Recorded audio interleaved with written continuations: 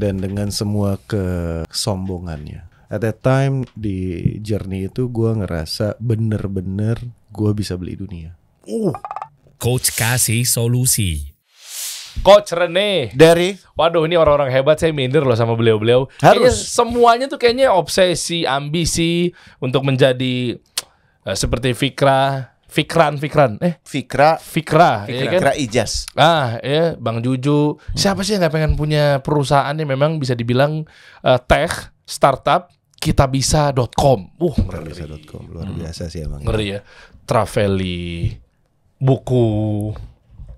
Nih, wah, orang-orang hebat. Boleh saya pamit aja kalau gitu? Keluar. Ditahan dong. Karena saya yang baru seumur jagung ini bisa melihat atau mungkin yang ya ikut merasakan seperti yang teman-teman tonton ya, yaitu siapa yang nggak pengen jadi direktur ini, startup founder, tech ini, macam-macam lah. Ya, Itulah kan, ya kan? yang jadi obsesi kita sekarang kan. Sukses, dan kalau bicara soal sukses rata-rata ngomongnya posisi-posisi mentereng di BUMN gitu kan. Makanya pada saat ada milenial jadi direktur BUMN atau jadi komisaris BUMN, bahkan BUMN yang mana, BUMN kelas A, BUMN kan ada beda-beda. Oh, dia nggak mau yang kalau nggak kelas A nggak mau. Jadi yang tantiemnya tuh kurang lebih sekitar ya 300 juta. Enggak dong. Oh, miliaran. Ya pokoknya bisa sampai 40 kali gaji lah kurang lebih gitu ya. Dan atau jadi startup founder sekalian gitu. Nah, gue pengen obrolan kita hari ini, makanya gue ajak kawan-kawan muda ini. Yang satu nggak terlalu muda sih, jadi makanya kita ada di kubu ini ya. Kayaknya gue tahu kita dipasangkan di sini karena soal urusan muda ya. Cuma gue alhamdulillah ini masih sama tingginya sih ya. Ini gue turunin dikit ya. Ntar malah gak kedengeran suaranya. Gitu ya. Jadi yang satu tuh benar-benar ngejar ke bawah, yang satu tuh kayak maksain banget. Harus dong, harus.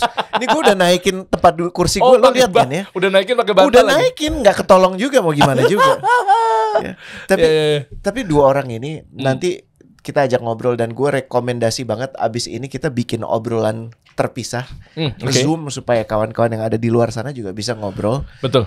Lo ngobrol sama Juju, gue ngobrol sama Fikra. Boleh. Supaya kawan-kawan muda di sana yang masih punya obsesi dan terjebak pada obsesinya, gue sukses tuh harus kayak gimana. Nah, iya. Itu ngerti pada saat mereka menginginkan sesuatu, dalamnya tuh kayak gimana. Jangan-jangan yang diinginkan cuma luarnya doang. Nah, makanya ini kita pas banget nanya ini. Sebenarnya kalau gue ngeliat dari kita bisa ya misalnya salah satu ya, kayaknya enak banget ya. Waduh ya, udah dapat regulator ngasih aturan boleh ambil 10%, 12,5%. Alhamdulillah kalau orangnya masih ada, namanya masih harum, berarti memang difungsikan dengan baik. Lo pasti ingat pembahasan kita beberapa waktu yang lalu yang sempat ramai banget itu ya. Kenapa? Yang dimakan ICT sendiri, yang kan, gak disetor. Iya. Ini nggak kayak gitu insyaallah. Iya kan? Iya kan? Dan gue udah kenal Fikra, alhamdulillah lumayan lama, amanah banget ya. Cuman satu hal yang gue lihat dari dia, lurus banget. Jadi kalau ngelihat ke Fikra tuh kayak jalan tuh nggak pernah belok gitu, Shirotol mustaqim banget. Lurus banget. Kita harus tanya. Soalnya konsisten banget ya. Kayak nggak ada distraction sama sekali dalam hidup dia. Jadi gue hari ini ingin kasih kursi panas ini ke dia untuk menjelaskan gimana sih caranya tuh bisa istiqomah gitu loh, Fik. Maksudnya lo emang ingin jadi startup founder dan kemudian jadi tech startup founder udah 10 tahun ya. Kita bisa udah 10 tahun ya. Alhamdulillah kita bisa bulan Juli tahun ini, which is bulan ini. 10 tahun. Alhamdulillah, barokah. Masya Allah. Iya kan? Dan masih di situ bahkan terus mengembangkan. Istimewa sih menurut gua. Ya. Kalau Bang Juju mungkin profil dikit. Coach Rene bahwa beliau ini kan wajahnya juga nggak asing, sepertinya pernah membawa lebih dari 40 perusahaan ya. Waduh. Itu gua kasih prelude dulu ya. Boleh. Kalau ngomong soal Juju ini kita harus sangat hati-hati. Oke, kenapa? Karena mungkin yang ditampilkan, lo tahu ini nggak sih? Lo tahu Russian ini nggak, boneka Rusia yang kalau dibuka ada lagi, dibuka ada lagi. Yang lama-lama makin kecil. Tapi ada terus apa namanya, matryoshka. Hidup dia tuh matryoshka banget. Jadi gue justru ingin lo ngelihat dari dua sudut pandang yang berbeda, kutub utara, ada kutub selatannya, tanpa mengatakan siapa yang lebih baik gitu ya. Tapi Juju punya keunikan dalam menjalankan hidupnya, dan gue alhamdulillah dibagi ceritanya. jujur gue udah denger cerita banyak banget bro. Cerita hidup orang banyak. Cuman yang satu ini sampai bikin gue begini. Gila. Sumpah loh. Gila. Di ranah apa sih? Pokoknya gini. Kisah hidup dia tuh penuh tikungan, penuh belokan. Gimana ya? Gue kalau gue cerita tuh takut jadi. Apa? Tapi bisnisnya apa? Sekarang. Hah? Kalau sekarang gue kebetulan jadi salah satu manajemen di startup. Oke. Sebelumnya yang dimaksud dengan coach Rene. Sebelumnya itu mungkin beberapa tahun yang silam kali ya. Oke. Gue sempet punya satu posisi direksi secara global di sebuah perusahaan PMA. Gue brengsek dikit boleh nggak? Apa tuh? Gaji lo berapa sih paling gede pernah? More than enough sih gue bisa bilang. Oke, gini aja. Nih, langsung kita mulai guys ya. Obrolan ini benar-benar yang kenapa hadirnya dua orang ini. Saya penasaran Coach Rene bawa kemarin sempat ngobrol, Coach, gue butuh figur yang memang begini dong. Gue lagi mau ngangkat tentang obsesi, ambisi. Karena kan memang lagi tahun-tahun panas kan, semua berambisi. Ya kan, ada yang baru mulai, ada yang 4 kali gagal terus. Apapun itulah bentuknya. Ya kan, ada yang coba-coba. Kelihatan no comment lah ya. Itu lo. Oh enggak, apapun itu. Kan gue bilang apapun itu. Iya kan? Apapun itu. Ada orang memiliki hobi gak jelas tapi maju untuk berambisi. Kan macam-macam. Iya kan? Dia gak punya Mesti kredibilitas. lihat mukanya Fikra pas lo ngomong gitu. Kenapa sih? Karena gue di sampingnya Derry gitu. Dia mulai tahu yang ngeri-ngeri sedap tuh dari. Apapun bentuknya, karena orang-orang tuh melihatnya tuh dari kulit biasanya. Ini kita mulai obrolannya. Gue nggak tahu mau dari lo dulu apa dari lo dulu, Bang. Dari Fikram dulu. Ya, Fikra dulu deh, boleh deh. Ya kan? Siapa sih yang nggak pengen punya platform kita bisa Terkenal, populer, nampung duit orang, dipercaya. Ya kan? LinkedIn-nya bagus. Oh iya, Bener nggak? betul. Iya kan? Harum namanya. Karena ada tulisan startup founder dan masuk di daily social ya kan atau apa? Threads. Oh gue belum buka sih. Belum ya? Belum. Segera sih. Menurut orang tua. Oke, kita fokus lagi. Manusianya ya, Der, ya. Tapi dibalas lagi, itu kan gue udah main Twitter. Dulu kan Twitter Anda galak-galak kan? Iya, kita mulai ya. Sebenarnya kelihatan dari luar tuh seseksi itu gak sih? Itu aja dulu deh. Ya kan? Dan lu kenapa pilih model kayak gini bisnisnya? Nah, nanti kita lihat. Akhirnya teman-teman jadi tetap maju atau malah mengurungkan niat gitu loh. Kayak ya Allah, berat juga ternyata ya. Oh, ternyata investor tuh nekannya sedemikian rupa ya. dan itu sehat. Karena maksud gue cuman menginginkan sesuatu karena lihat di luarnya doang. Itu gak sehat. itu Lo lebih sehat, Iya. tahu lebih mendalam. Dan untuk tahu lebih dalam, ya ngobrol sama orang-orang yang udah menjalani, udah melalui. Iya, coba mungkin dari lu dulu. Gimana, Bro? Kalau kita lihat keadaan hari ini ya, sebenarnya lagi tech winter istilahnya kan. Jadi Oke. lagi banyak perusahaan tech startup yang bertumbangan. Jadi gue gak tahu nih kalau bilang ini lagi seksi atau menarik banget. Kayaknya sekarang tuh lagi masa yang doom and gloom justru buat perusahaan startup. Oke. Gitu, kita lihat banyak berita-berita di tahun ini sebenarnya justru banyak yang ada employee layoff dan segala macam. Jadi Dan itu lo rasain bener terjadi juga di tech startup Dan industri itu, dan lo juga gitu. industry wide itu terjadi karena gini, waktu pandemi orang-orang ngapain? Di rumah. Iya. Di rumah bosen semua main handphone. Ada yang mulai belajar investasi, ada yang jadi pertama kali belanja. Nenek gue pertama kali belanja di e-commerce Wow. waktu Pas pandemi. pas pandemi. Termasuk juga kita bisa alhamdulillah jadi banyak yang ya mungkin tadi bisa ke masjid, dia jadi berdonasi online. Nah, sekarang kan alhamdulillah pandemi sudah berlalu, sudah menjadi endemi secara resmi dan orang-orang mungkin resuming their kegiatan sehari-harinya. Nah, mulailah terjadi normalisasi kepada si perusahaan-perusahaan startup digital ini. Gitu. Jadi Tapi masih banyak sih Vic. Maksud gue orang yang menghendaki ingin jadi startup founder for the sake of jadi startup founder karena masih tetap prestis dalam dan seksi, kewinteran ya. ini masih tetap seksi dan daripada gue mesti kerja sama orang tuh, kesannya kan gitu kan kayak lo you have no boss gitu. Itu salah satu mitos Oke. pertama kan. Ya, Lo ya, nggak harus ya, report ke siapa-siapa gitu. Pengen denger Oke. juga sih. Sebenarnya gue sengaja biar demotivasi orang-orang sih. biar lo nggak punya competitive landscape gitu kan, biar lo juga tapi sebenarnya gini bro, yang namanya startup gue coba dari awam dulu ya, dari yang udah biasanya begitu gitu kan, stigma dan lain sebagainya. Startup ada pendanaan investor, cuma gue mau perhatiin satu persatu dari awal nih bro. Lu langsung ada pendanaan atau memang lu bootstrap dulu, lu berdarah-darah dulu nih? Oke. Nah itu dulu tuh, biar teman-teman ada bayangan. Soalnya taunya startup, ada yang modalin gitu loh. Langsung begitu. Dan selalu ada yang modal. Iya. Ya tinggal lu bawa deck mana-mana, proposal, ketemu mau itu pitch competition lo ikutin, mau itu quick pitch apa sih istilahnya yang cuma oke 1 menit. Kan banyak tuh misalnya Elevator pitch. di event-event apa segala macam kan. Ya udah pokoknya lu mulai udah pasti pakai dana orang gitu aja dulu deh. Nah, coba lu gimana mulainya waktu itu? Siap. Mungkin kalau kita bisa ya, Der, orang lebih kenal sama yang namanya Al-Fatih Timur atau Timi. Karena memang gue sama dia berpartner dari di awal. Dan dia yang lebih banyak yin yang tuh dia yangnya gitu ya. Yeah. Nah gue di belakang layar. Sebetulnya kita bisa dimulai Timi itu setahun lebih awal, tahun 2013. Lu udah di situ? Gue belum di situ. Oke. Jadi kalau ditanya, lu mulainya gimana sih? Gue diajak sama Timi. Tapi kenal dari mana? Ini random banget. Jadi gue dulu kuliah di New Zealand, Selandia Baru. Dan main sama anaknya Prof. Renald Kasali. Oke. Yang YouTube-nya sekarang banyak juga subscribernya. Tahu. Nah, Timi itu murid beliau dan terus kerja ikut beliau di rumah perubahan.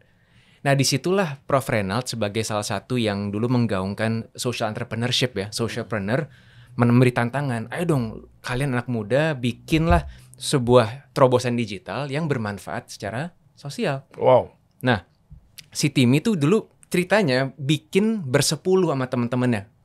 Kalau nggak salah ya, ini gue bisa salah, soalnya gue belum ada tuh di history itu belum ada. Oke. Tapi dari 10 itu, waktu itu dimulai sebagai gerakan sosial, Der. Oke. Jadi nggak ada istilah startup. Dulu kan tahun 2012-13 tuh belum. Belum. Ya. Zaman dulu apa sih? Kaskus, ya kan? Iya. Toko bagus. Path. Oke, masih ada. Bineka. Bineka.com. Istilah dulu website. iya. Gila. Perusahaan digital atau website gitu kan. Nah, tapi setahun kemudian Timi sendiri kita ketemu tuh, diketemuin sama Prof. Renald, nggak sengaja lah. Nah diajak, ini, dan gue tuh apa ya, kalau ditanya kenapa Fik lo mau join ke Kita Bisa, jujur gue selalu ngejawab karena namanya Oke. dan karena timinya gitu. Jadi mungkin suatu hari Timi bisa diundang ke sini. Oke. Tapi intinya long story shortnya, gue ngerasa energi yang sangat genuine waktu dia ngajak gue, dan waktu gue lihat Kita Bisa, the energy is so big meskipun nggak jelas waktu itu apaan. Belum se-firm sekarang nih, belum ya? Iya, pada saat itu contoh kita ngeliat keluar, Kita Bisa itu kan mungkin kalau teman-teman tahu sekarang ya aplikasi untuk donasi, galang dana, Ziswaf dan lain-lain ya. Bahasa Jakselnya kerennya social crowdfunding. Iya, gitu betul, kan. betul. Tapi at that time kita nggak tahu sebenarnya ini bisa jadi apa. Kita cuma merasa bahwa Indonesia tuh gotong royong. Gimana gotong royong bisa jadi digital. Nah, gue sebagai yang waktu itu gue bekerja pada saat ketemu Timi di perusahaan juga digital ya. Sebagai jadi sales manager, Oke. telesales. Gue yang lead tim untuk jualan dulu pertama kali Google AdWords ke UKM. Perusahaannya udah tutup sekarang. Jadi startup juga dari New Zealand yang ekspansi ke Indonesia. Dapat 1 tuh. Berarti nggak gampang juga ternyata ya. Nggak gampang. Dia aja perusahaan tutup ya. 9 dari 10 perusahaan startup kan tutup katanya. Oke. Tahun pertama. Di tahun pertama. Oke. Nah anyway, jadi pas join itu kita bener-bener nggak ada funding, kita nggak tahu masa depannya kayak gimana, dan kita cara mencari duitnya adalah ikutan lomba, Der. Lomba apaan? Kompetisi kayak lomba-lomba mahasiswa gitu loh. Nah dulu tuh ada lomba-lomba social entrepreneurship di Singapura. Alhamdulillah kita waktu itu terpilih, dan alhamdulillah juga nggak menang. Tapi ada kompetisi namanya Fan Favorite Award. Cara menangnya gimana? Suruh voting online. Oh kita teleponin lah semua teman-teman kita. Subjektif sekali ya. Ya tinggal cari masa banyak. Sangat tidak objektif karena dari Indonesia yang support banyak. Nah alhamdulillah tuh menang duit grand kalau nggak salah senilai 3.000 Singapura dolar. Ya, jangan macam-macam loh netizen Indonesia loh. Netizen Indonesia jempol memang. Jadi sebuah startup gotong royong digital dihidupi karena dapat pendanaan berkat gotong royong digital jempolnya teman-teman kita. Gede. Nah tentu Prof. Renald juga menjadi salah satu, kalau istilah kerennya, angel investor. beliau dulu mungkin tanpa pengetahuan bahwa bisa jadi apa sih ini. Cuma kayaknya mereka percaya. Sayang aja. Oh berarti udah ada duitnya. Berarti dari Prof Renald Kasali kali duitnya. Kata lu nggak pakai duit. Oh, Prof Renald itu memberikan kantor.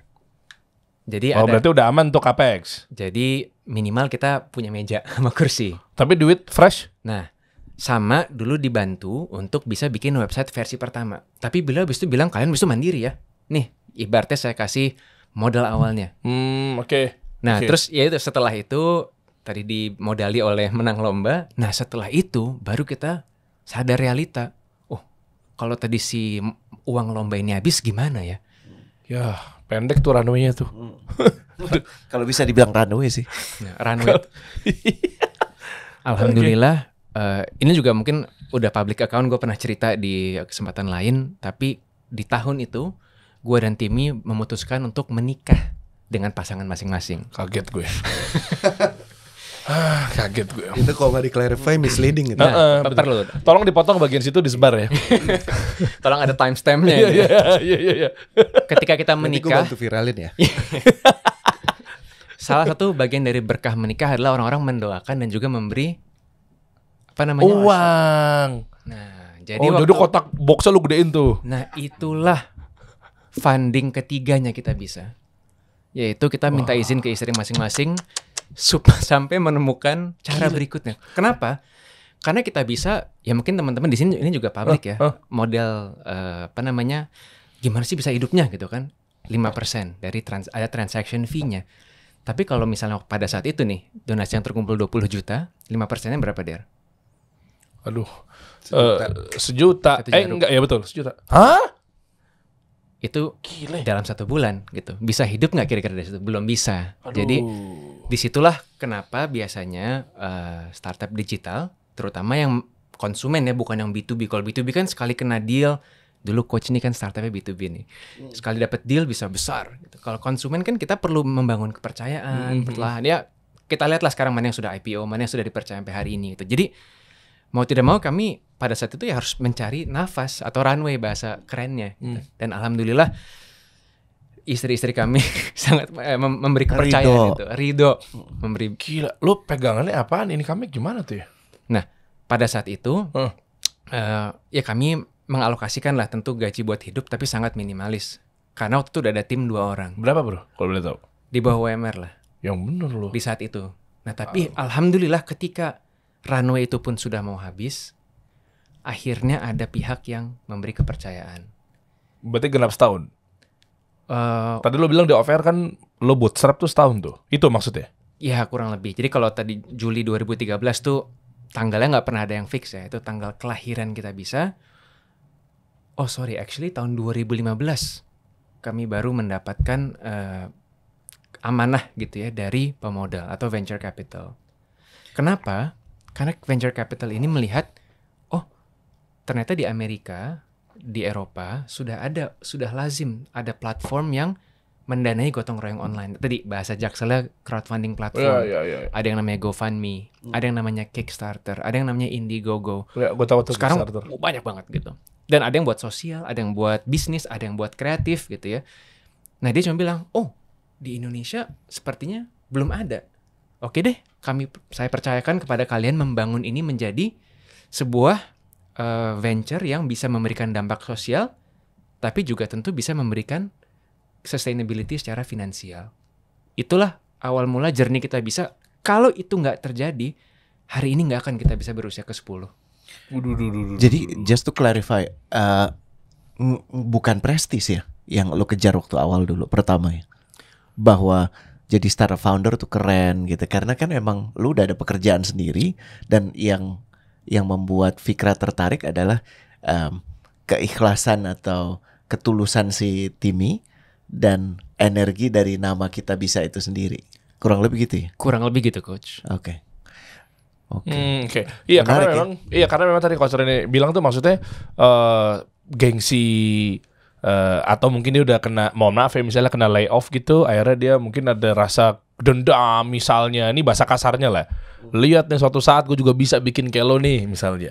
Jadi berangkatnya tuh udah nggak lagi niat yang putih bersih gitu loh. Tapi mungkin gara-gara ya macam-macam kan nih kalau startup founder tuh. Banyak dan ini contoh menurut gue yang relatif jarang sih di ceruk startup ya. Masih terus bersama dan udah 10 tahun gitu. Ini udah termasuk tua kalau untuk ukuran startup dengan bukan derogatory ya, bukan hal buruk gitu. Malah justru hal yang sangat baik.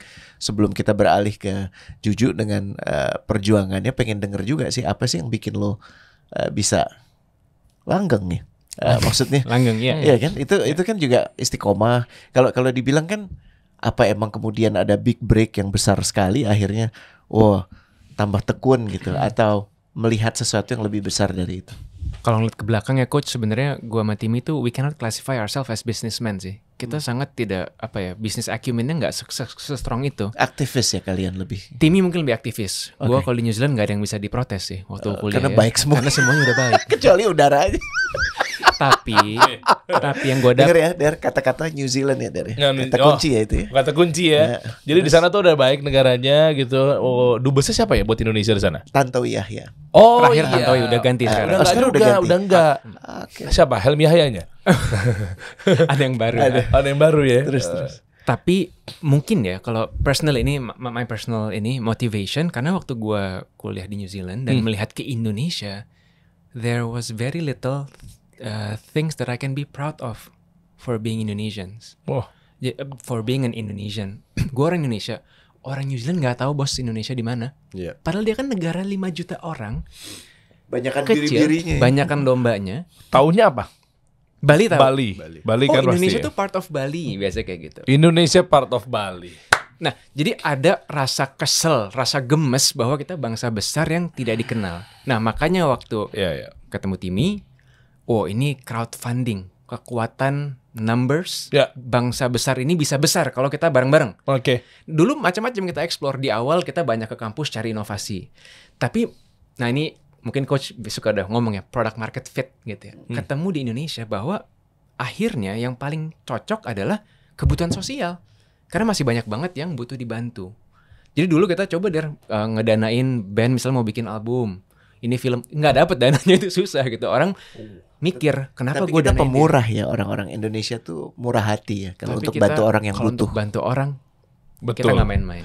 Makanya kan yang kemarin ya bukan maksud membentur-benturkan lagi gitu ya. Artinya kan karena banyak ketemu orang-orang pemurah di Indonesia, akhirnya mudah juga atau murah juga disalahgunakan. Exactly. Lo inget dana triliun yang kita bahas waktu itu ya? Iya. Nah, Dahsyat. mungkin makanya ini ikigainya kita bisa ya, atau reason for being-nya. Karena kita ngelihat, crowdfunding platform pada esensinya mentransparansikan proses pengumpulan dananya. Yeah. Mau buat apapun itu. Ada teman-teman yang buat pengumpulan bisnis, ada yang buat tadi kreatif, kami memilih buat sektor sosial.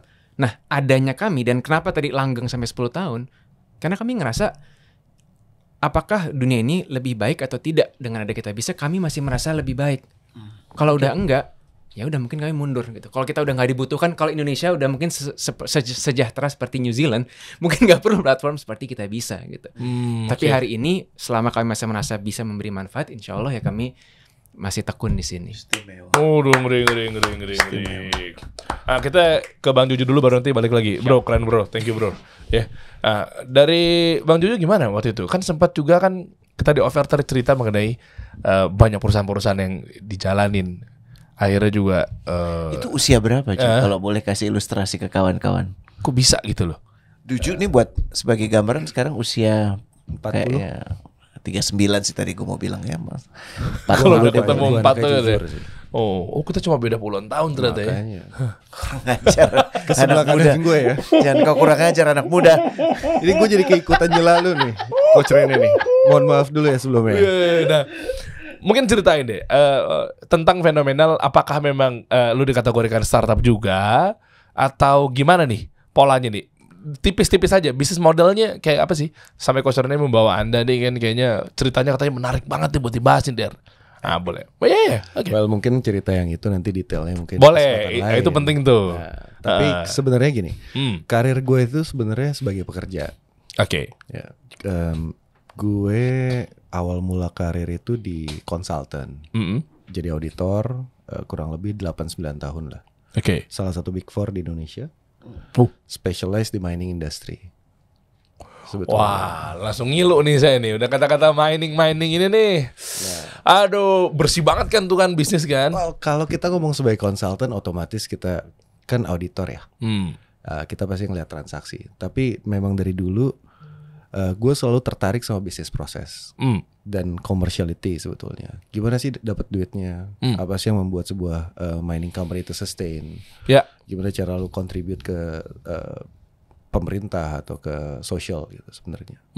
Nah, di tahun itu kurang lebih 2012 kalau nggak salah, ada satu perusahaan hiring gue untuk mereka setup di Indonesia. It's a mining company, PMA, dan gue berkarir di sana kurang lebih 6-7 tahun, kira-kira. Disitulah gue mendapatkan segala macam turning back point kali ya. Ya, for my life lah. Turning point ya. Di mana usia lo berapa waktu itu? Waktu itu kira-kira berapa ya? Gue mulai karir umur 20 tahun, 21 tahun kali. 26 berarti. 29, probably around 29, 30. Jadi lo dapat uang sebesar itu dan tanggung jawab sebesar itu pada usia semuda itu. Pada usia semuda itu, betul. Wow. Dan dengan semua kesombongannya sebenarnya. At that time di journey itu gue ngerasa bener-bener gue bisa beli dunia. Kok saya ilustrasikan lagi gimana tuh maksudnya statement yang menarik sekali kan, bisa beli dunia. Jadi Fikra kayak minta dibeli sebentar lagi gitu. Kalau itu gue nggak mampu. Ini ngeri banget ini sebelah gue nih ada layar ini. Nilainya nolnya baik banget ini. Ngeri banget. Jadi membeli dunia tuh artinya gini. Gue nggak pernah mikir sama sekali tentang gue pengen apa. Beda dong sama orang-orang yang obses. Gue pengen punya bisnis startup gitu misalnya. Dia udah punya, men. Udah di situ kan. Itu gue sebagai pekerja ya maksudnya. Oh oke. Jadi gue merasakan sebuah gaya hidup yang menurut gue sangat mewah.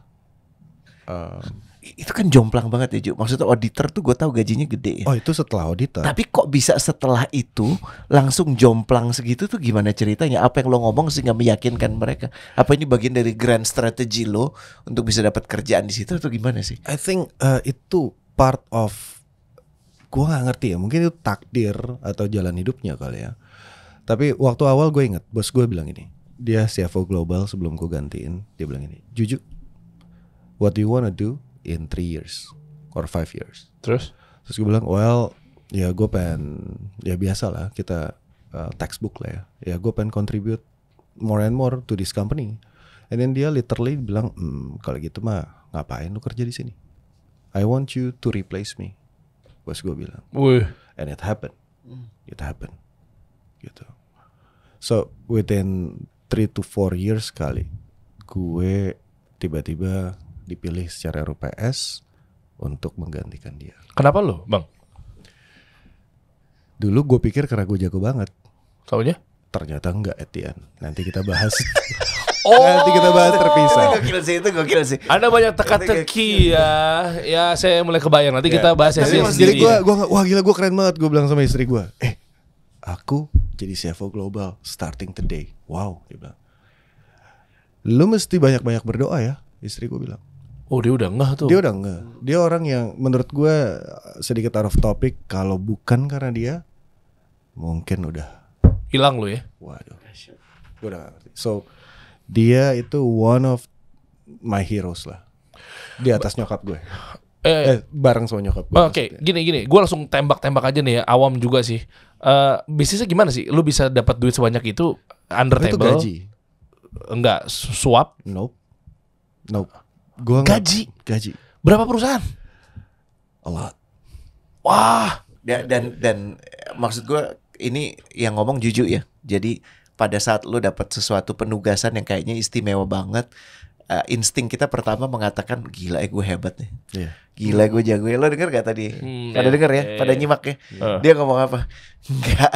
Ternyata sekarang gue tahu itu bukan karena itu. Dan sejujurnya alhamdulillah gue tambah dikit ya coach. So di ujungnya gue bahkan bingung gue mesti ngapain. Gimana ceritanya? Tiba-tiba gue di-accuse untuk melakukan sebuah tindakan yang Dituduh lo jadi. dituduh, yang alhamdulillahnya tidak terbukti sama sekali karena alhamdulillah tidak pernah kejadian. And then ada satu grup di Indonesia yang gue masih bersyukur sampai hari ini, mereka menyelamatkan gue. Menyelamatkan dalam artian mereka hiring gue sampai hari ini, dan mereka kembali mempercayakan gue untuk menjadi direksi di salah satu anak perusahaan mereka, which is yang Citra Valley ini. Gue sebentar ya, gue punya keberkahan, makasih ya Ju, juga udah bercerita ya, dan gue berharap memang emang banyak yang diceritakan oleh Juju ini bukan untuk konsumsi publik. Hadirnya Juju di sini juga bukan tanpa resiko. Dia memilih untuk ada di sini sekedar untuk berbagi ke kawan-kawan. Poinnya tuh begini, yang paling penting, jangan cepat overrate diri lo sendiri, merasa lo udah hebat. Betul. Ya, dan pada saat itu terjadi buat lo, jangan cepat kemudian lo mengatakan inilah kesuksesan gue dengan lo punya uang segitu, pangkat segitu. Ingat ya, usia masih awal 30-an. Iya. Gajinya jauh melebihi kebutuhan, dan yang lebih gokil lagi, membawahi puluhan perusahaan di seluruh dunia.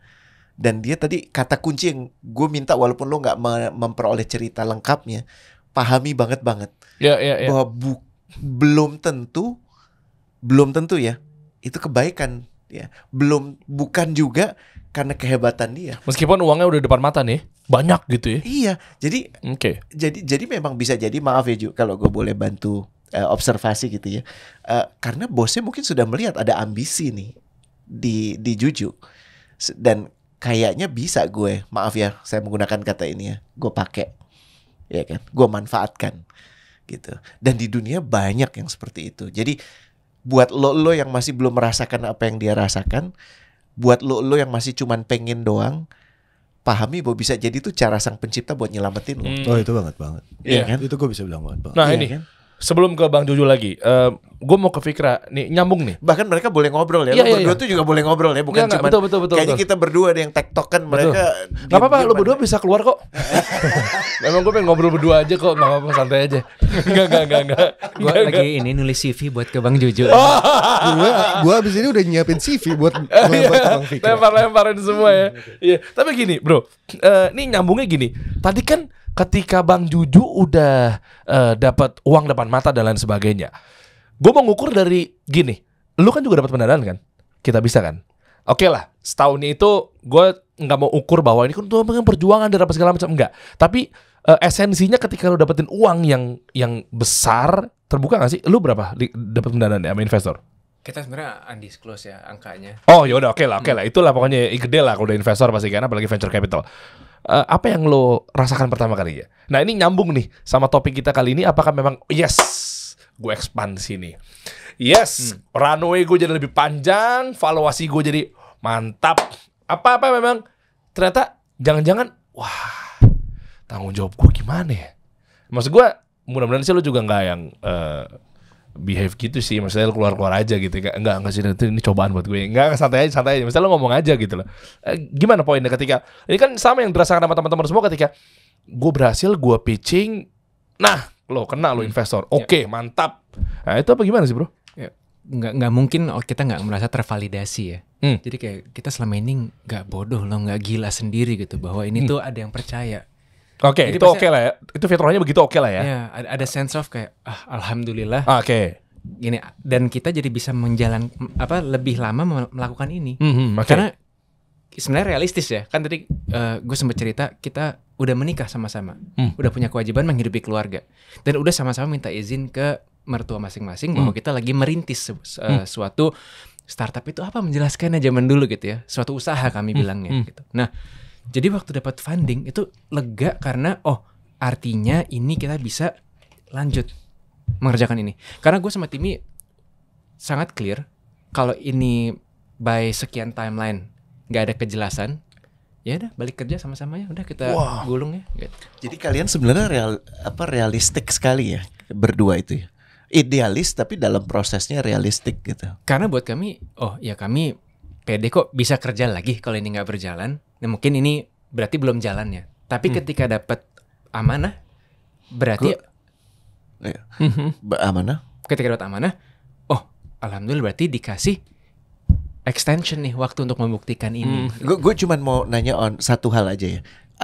Gimana lu menata ego lu sih? Menata, kan pasti terbesit juga ya pada saat merasakan bersyukur dapat validasi.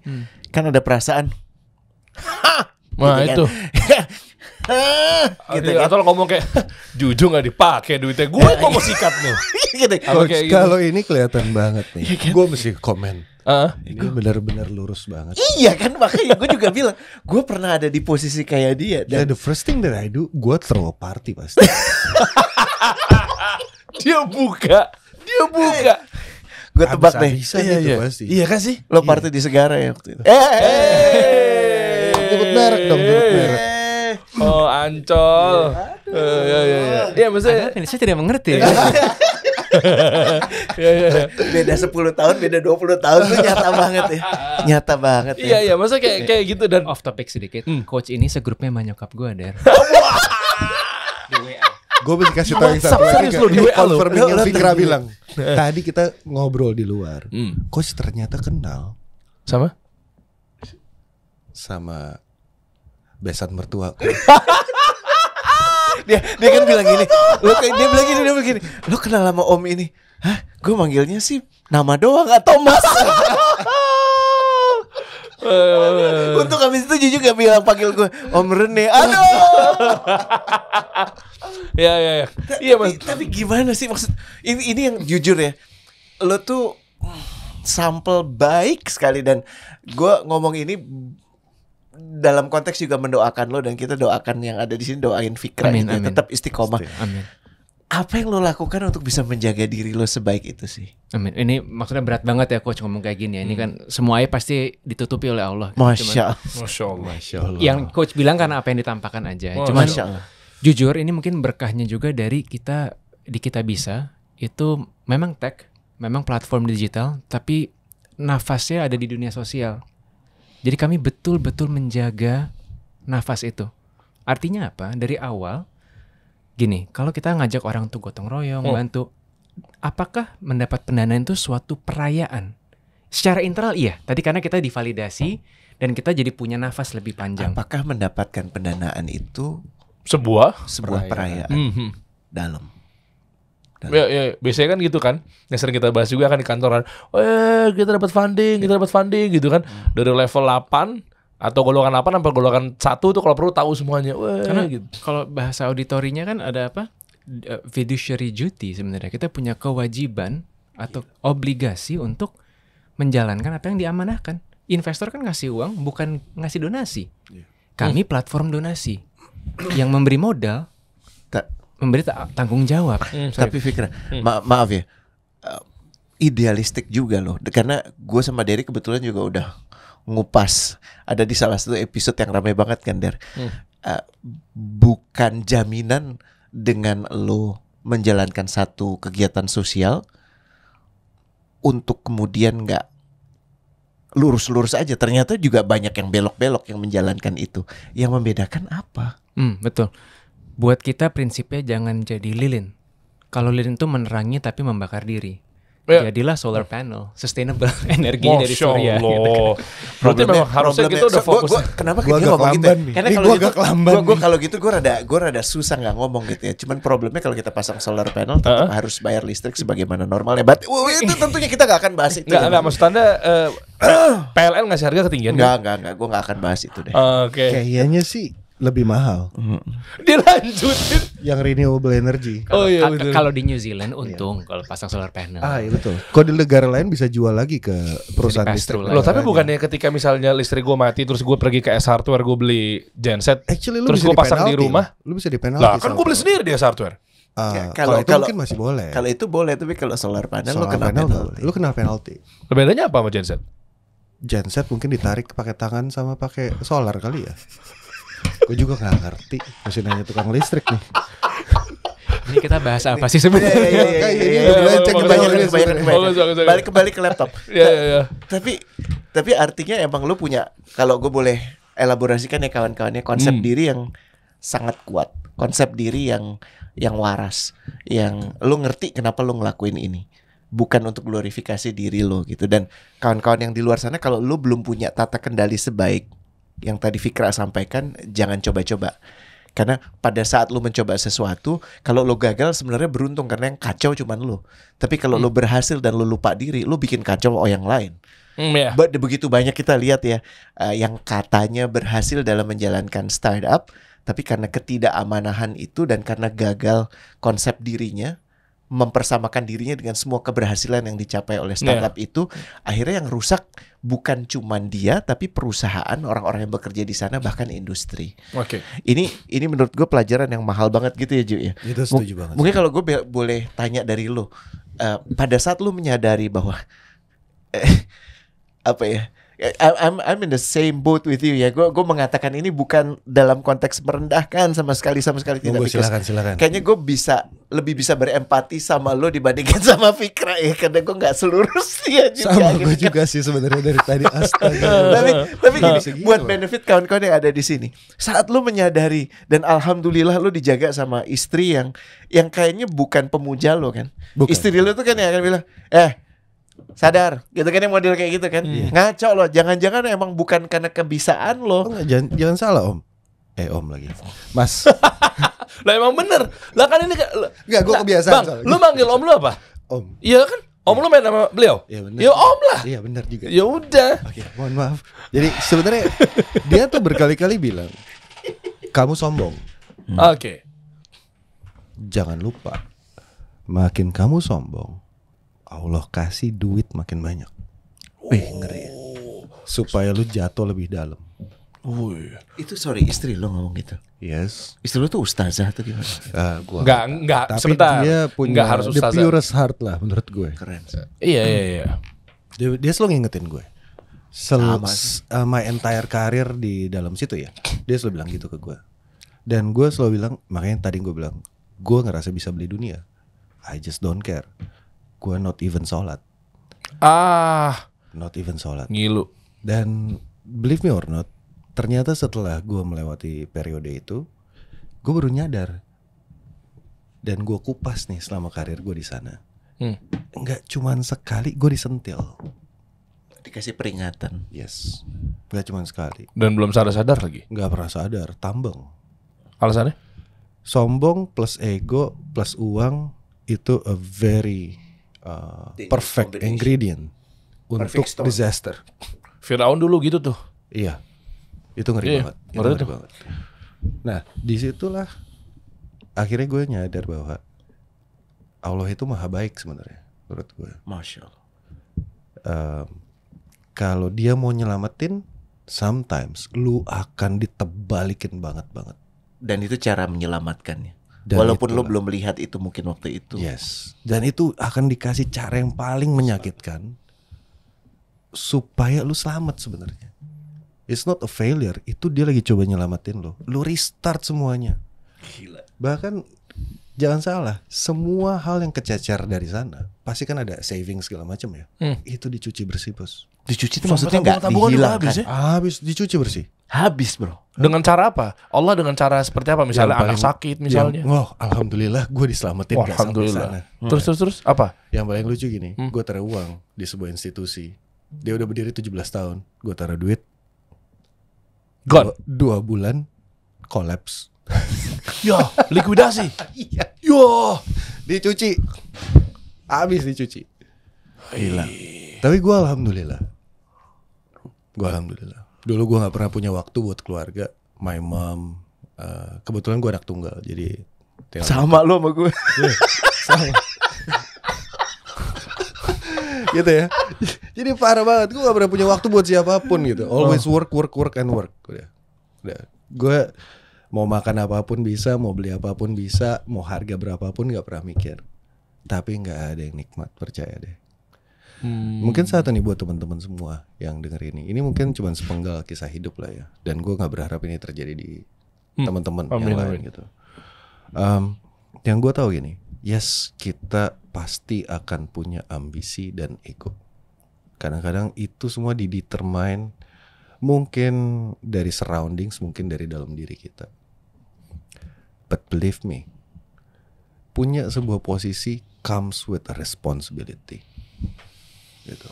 Dan sometimes kita nggak pernah ngerti responsibility-nya tuh sampai mana sih.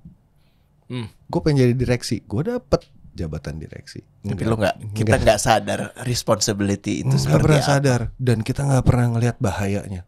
Bahayanya tuh cuman datang di belakang, gitu ya. Pada saat bahayanya terjadi, we do whatever we can untuk kita bisa escape. Tapi kemungkinan besar nggak solusi. Tapi lo hebat sih, maksud gue. Pada saat lo memutuskan untuk balik tuh kan nggak ada manisnya gitu. pahit gitu kan. Iya gitu. Dan lo masih pahit ya udah dijalanin dan terus dijalanin akhirnya menjadi manis gitu kan. Alhamdulillah. Sampai ke titik itu. Buat lo di luar sana yang ngerasa obrolan ini kok kayak di awang-awang ngomongin apa sih sebenarnya, ini ngomongin hidup lo juga sih ya, choices yang lo ambil. Dan gue berdoa lo punya tata kendali sebaik Fikra, dan tanya juga sama Fikra gimana bisa punya menjaga, nggak cuman punya tata kendali saat itu ya, tapi tata kendali yang berkesinambungan. Dan pada saat lo ternyata miss, ada lo peluang-peluang untuk lo kembali dan ambil kesempatan itu, nggak usah tunggu sampai terlalu lama. Kayak kisah hidup gue sama Juju sebenarnya 11-12 gitu ya. Dia lebih tajir aja bedanya di situ. Kagak sama sekali om. Dan itu yang tajir case-nya gitu ya. Tapi maksud gue gini, Allah sangat sayang sama makhluknya, dan pada saat lo meminta dia suka sekali gitu, dan akhirnya akan diberi jalan keluarnya gitu ya. Itu pasti. Gitu ya, Ju, ya. Sometimes kita nggak ngeliat ya. Selalu, Di hampir saat selalu. itu. Tapi setelah bertahun-tahun kemudian, lu cuma bisa bilang satu. Alhamdulillah sambil lu sujud. Masya Allah. Tuh rasa syukur yang paling dalam tuh di situ tuh. Itu doang. Poinnya gitu ya. Tapi gini Bang Juju, nanti nambahin bisa ya? Kan nanti kan nyambung ke Traveli dan lain sebagainya kan. Itu oh ya berapa lama by the way? Travel ini kebetulan platform yang baru 3 tahun ya. Baru 3 tahun ya? Less than 3 tahun. Jadi B2B sama B2B, B2C juga. sama travel ya berarti ya? Sebenarnya ini platform untuk ya mainly untuk travel agent, tapi juga bisa untuk IO, Iya. teman-teman WO, Nah, macam-macam lah. Nanti gue mau tajemin ke situ. Tapi sebelumnya gue ke Kita Bisa dulu. Artinya kan Monggo, silakan. oke lah dulu startup. Mas gue gini, mungkin lu bisa share nih Fik, ke teman-teman semua. Ya gue coba disclaimer di sini. Di sini bukan berarti menggurui apa segala macamnya, enggak. Tapi mudah-mudahan lu juga mau share, yaitu kenapa mereka tuh terlalu ambisi. Dan banyak ya oknum lah mungkin apapun itu sebutannya. Artinya kayak semacam hal-hal apa aja yang sebenarnya perlu diketahui dan perlu dihindari buat ya startup founder, cara memulai, apalagi mungkin belum punya uang atau udah punya uang dan lain sebagainya. Sehingga ada pesan buat mereka, oh jangan kayak gini nih, gitu. Dan gue boleh 10 usul tahun, nggak, Dan? boleh. Kan gue sama Fikra bakal ngobrol hari Rabu tuh. Iya. Ya kan di seminarnya kan. Oke. Jangan di-spill semua supaya nanti juga ada yang datang ke obrolan itu gitu. Tapi Iya. kata-kata kuncinya kalau boleh dikasih tahu untuk Itu. nanti kita elaborasi lebih lanjut Betul, di detailnya hari di situ ya. Rabu. Detailnya di situ ya. Di situ, dan lo sama Juju kan bakal ngobrol hari Jumat, ya kan? Yang berdua. Yang berdua, Ya, ya kan? Nah, macem ini juga seru menurut nih. gue lo boleh spill sedikit seru juga tuh di sini. Boleh, setuju tuh. Nanti lengkapnya mungkin lo bisa share di hari Rabu ya. Hologram nggak? Atau dijadiin suara chipmunk gitu. Dia ngeri ya, muncul ya. Kenapa cipang sih? Enggak kan Langsung gini. salfok gua. Enggak. Gue coba gue sensor kata-kata gue ya. Karena memang banyak yang kenal sama beliau. Udah kesensor belum sih? Saya pulang Nah, duluan. ini boleh ya, tolong dihapus ya. Udah kesensor belum sih? Hah? Ini tapping kan bukan live kan ya? Ini live loh. Ini di hapus, Facebooker. ini hapus. Iya. Nah, lo mungkin bisa kasih tahu itu, tapi jangan semuanya. Bener kata Coach Rene. Di hari Rabu lah intinya. Nah, sehingga mereka tahu dari obrolan kita ini kayak mereka dapat konklusinya tuh, oh, ya oke. Gua boleh lanjut impian gue nih, mau pitching, mau dia ngejalanin atau uang udah di tangan.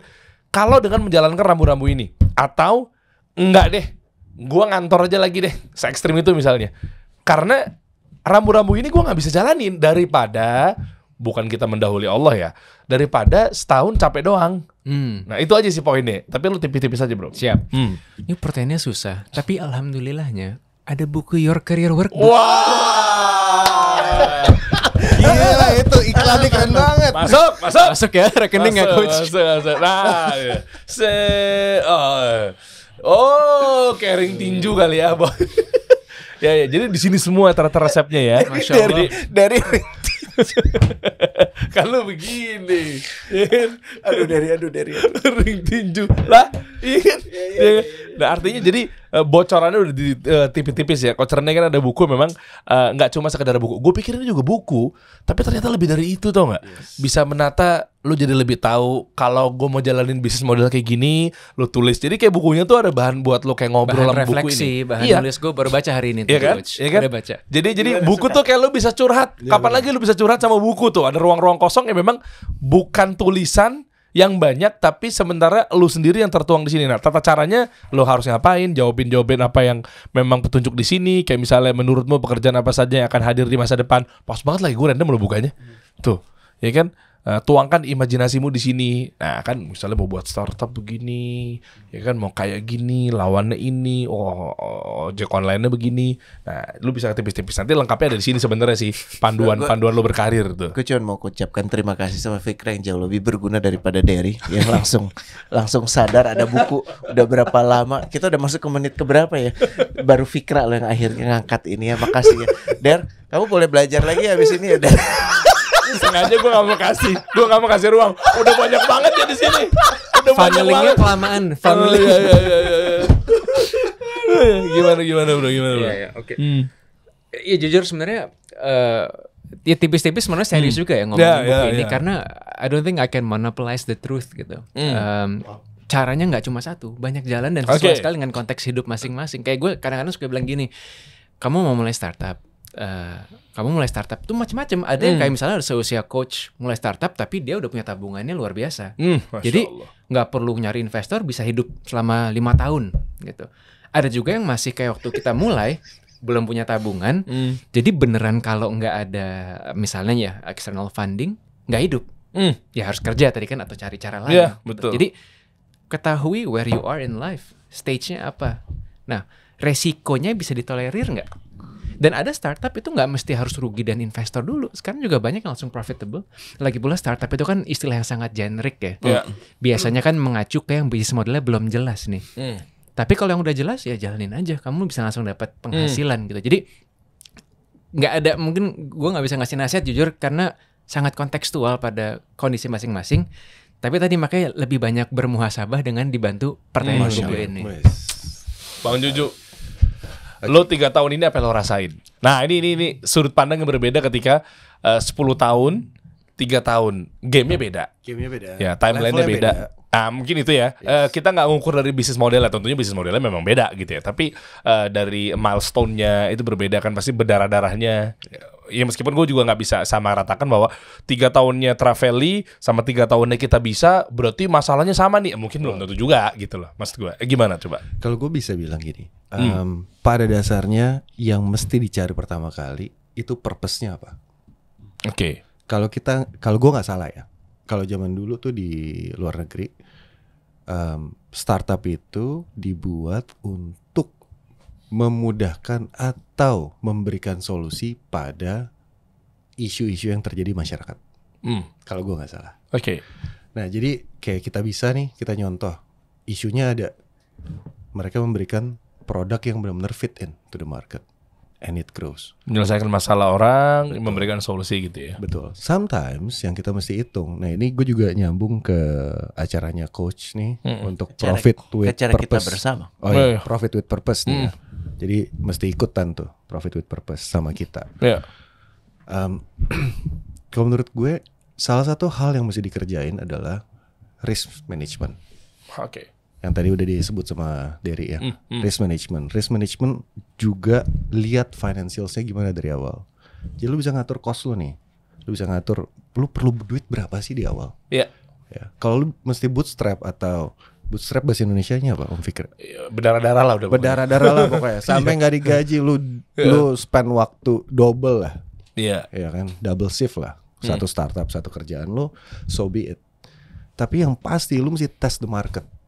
Lu mesti yakin produk lu itu fit in sama market apa enggak. Gitu.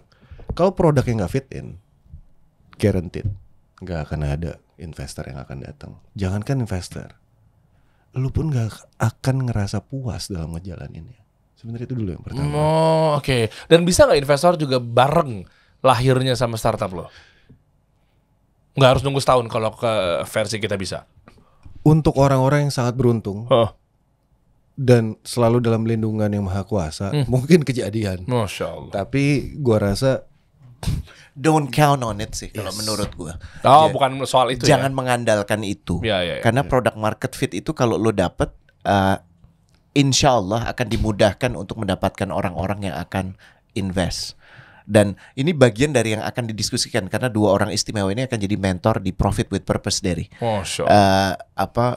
Ngebayang nggak interaksi lo bisa lo bahas dengan mereka kalau lo emang punya ide, pemikiran, nggak cuma tinggal di kepala lo tapi divalidasi. Dan proses yang paling nggak nyaman emang memvalidasi itu karena lo akan dibantai. Tapi lebih baik dibantai sama mentor daripada dibantai setelah lo invest begitu banyak. Epic failure gitu bahasanya ya. Jadi lo bayang ya. Jadi lo udah do everything gitu ya. Terus pas diluncurin nobody care gitu. Dan ini yang menurut gue proses berpikir yang perlu kita jaga, kedisiplinan yang perlu lo miliki saat lu memutuskan mau menerjuni apapun gitu. Apalagi yang gue juga sangat hormat sama Prof. Reynald mengusung social entrepreneur. Apa sih mereka orang-orang yang menggunakan bisnis sebagai pendekat, sebagai alat untuk penuntasan problem sosial. Ini I couldn't agree more with both of you. Indonesia butuh banget, peluangnya di mana-mana ya. Dan kalau kita punya kejelian untuk ngelihat itu, we are set bukan cuma punya rezeki yang bermartabat, bukan cuma punya peluang untuk mempunyai usaha yang baik, tapi bantu orang.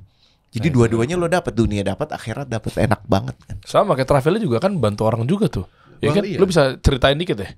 Well, travel ini kan pada dasarnya untuk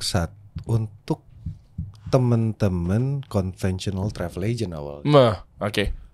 Bisa bersaing dengan online travel agent yang konon katanya saat ini menguasai majority of the market lah ya.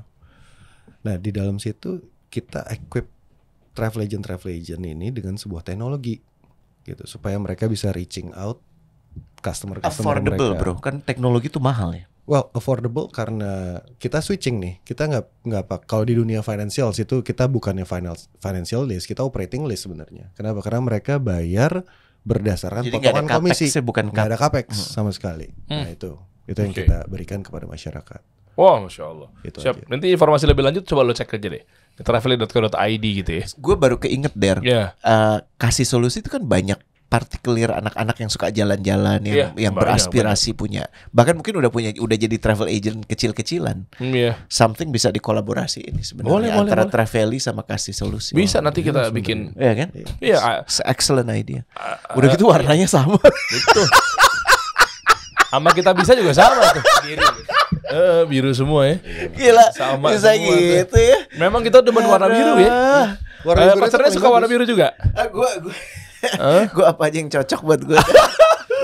udah seumur gini nggak bisa milih-milih istri beliin yang mana, gue terima dah. Oh gitu ya. Ya, oke. Baik, nanti untuk lebih lengkapnya mungkin teman-teman nanti bisa ikutan cek aja ini rajin-rajin diintipin ya, di bawah tuh di deskripsi ada Profit with Purpose ya, teman-teman. Nah, itu Sama obrolan kalian kita berdua. itu berarti dimulainya kapan? Coacher nih. Gue sama Fikra pekan depan hari Rabu kalau nggak salah tanggal 13. Iya. Lo berdua hari Jumat. Berarti kalau tanggal 13 itu tanggal 15. Oke. Nah, 14. 14 ya, sebentar. Cek dulu ya sebentar. 14 ya? Salah. 14 ya? 14. 14. Sorry, berarti gue sama Fikra tanggal 12. 12 Juli jam 8 malam. Lo berdua Juju dan Derry tanggal 14. Oh, Masya Allah. Neuri Buena udah diminum. Takutnya apa? Sorry. Fatigon. Gibolan. umur segini lagi buat daya ingat ya. Makasih anak muda ya. Gini, suatu saat kau akan merasakan yang aku rasakan. Tiba-tiba lupa tanggal, lupa segalanya. Yang paling sering lupa tau gak? Apa? Bayar utang. Dan lebih enak lagi buat teman-teman semua ya. Ya mungkin lo lagi punya utang misalnya, mungkin lo pengen belajar ya profit with purpose gitu dan lain sebagainya, panduannya di buku ini. Contoh misalnya ketika lagi dengerin materi, oh ternyata berarti caranya begini loh ya, karir gue tuh begini loh dan lain sebagainya. Kalau buku ini juga ada di bawah ya, deskripsi ya. Nah ini ada, cek aja teman-teman, ada 2 link tuh, lo tinggal kunjungin aja, tinggal diintipin aja. Ada yang mau tambahin mungkin? Apa ya? Monggo. Gue rasa itu aja. Itu aja ya. Iya. Ya, nanti kita ketemu ngobrol yang berdua, fokus. Tenang aja, lu mau pakai topeng nggak apa-apa kayak. Betul. Tenang aja. Jangan lupa ada nanti bagian yang mesti diedit di situ. Juju diganti jadi MWR. MWR tuh Mawar. Sebut saja namanya Mawar. udah kelihatan. Begitu nanti tampil berdua pakai topeng. Ngapain tendensi banget? Kagak ada ngaruhnya kalau pakai lengan pendek. Iya betul. Kelihatan semua ya. Kalau lo ada yang mau tambahin, Pik? Cukup nanti see you di sesinya sama coach. Profit Woi, Purpose ya. mantap. Coach Rene? Gue cuma mau Wah, bilang nih kata-kata yang namanya penulis itu mantap nih. Ini saya tunggu nih. Seneng banget, bersyukur banget bukunya dibaca. Gue bersyukur banget. Lebih Bersyukur, baiknya lagi? tapi lebih senang kalau bukunya dibeli. Terima kasih.